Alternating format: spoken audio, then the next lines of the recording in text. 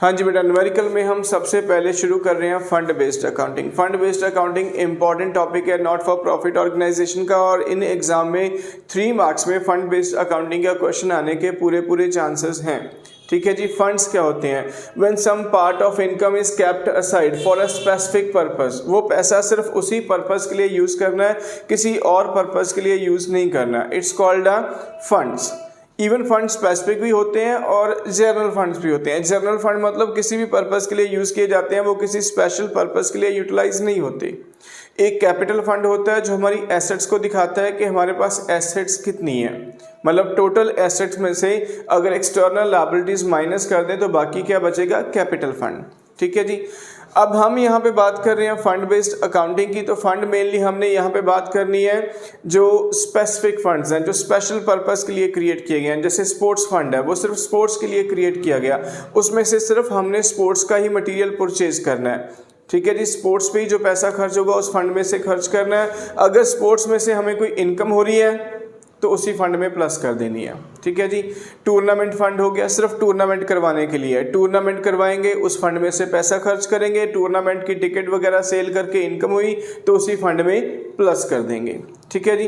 तो इस तरह से फंड एक स्पेशल पर्पस के लिए है। सम टाइम ये भी होता है कि फंड का जो पैसा पड़ा है उसे हम कहीं इन्वेस्ट कर देते हैं, बैंक में एफडी करवा देते हैं, कहीं और लगा देते हैं, तो वहां से होने वाली इनकम भी किसमें प्लस कर दी जाती है?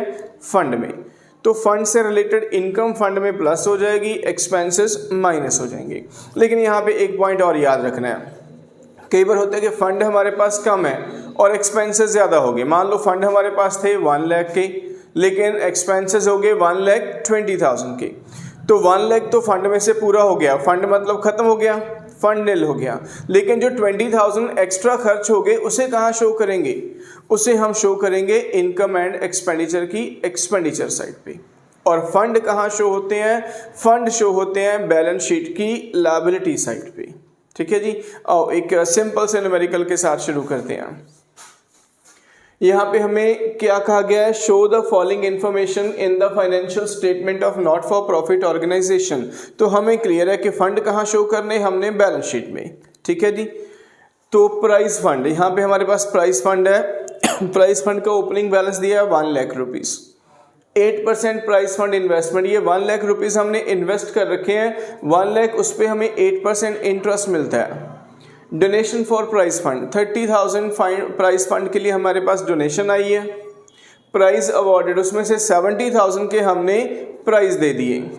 Interest received on price fund investment, ये जो प्राइस फंड इन्वेस्टमेंट की थी उस पर हमें 5,000 का इंटरेस्ट मिल गया। ठीक है। अब इसे कहाँ शो करेंगे? बैलेंस शीट की। बैलेंस शीट की लायबिलिटी साइड, मतलब बैलेंस शीट का अपने एक एक्सट्रैक्ट दिखाना है। और इसे सॉल्व करके देखें।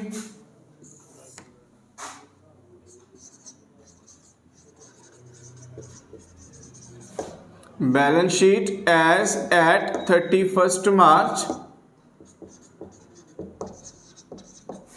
2021।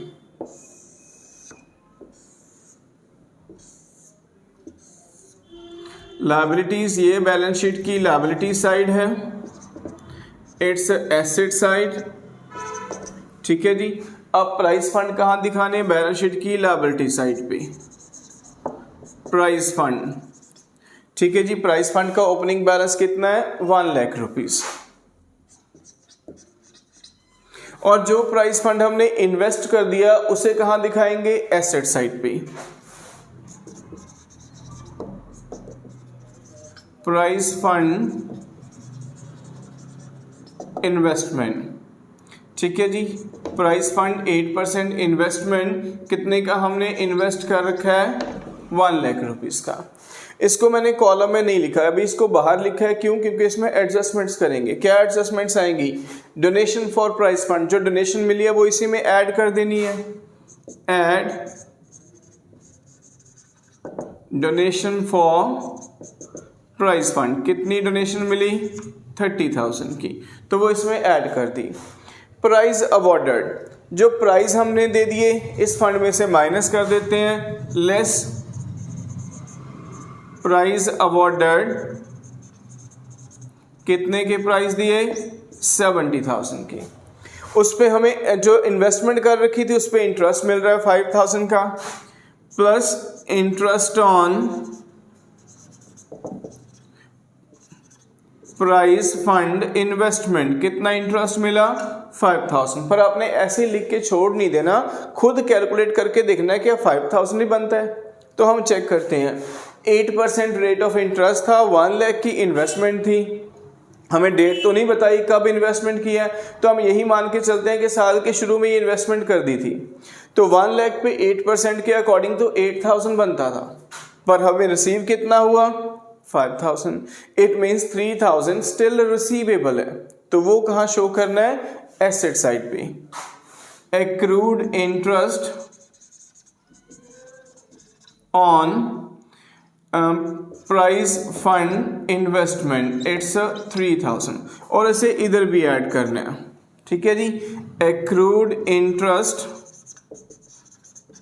On price fund investment 3000। 5000 का इंटरेस्ट हम रिसीव कर चुके हैं, 3000 का अभी और बना हुआ है जो अभी हमने रिसीव नहीं किया, इसलिए उसे एसेट साइड पे भी शो कर दिया कि वो लेने वाला है। ठीक है जी, यहां तो हमने ऐड करनी है कि उसका 8000 इंटरेस्ट बनता है। क्लियर बेटा? ओके, अब 1 लाख प्लस 30, 130 में से 70 माइनस किए तो रह गए 60,000, 60,000 प्लस 5 65, 68,000।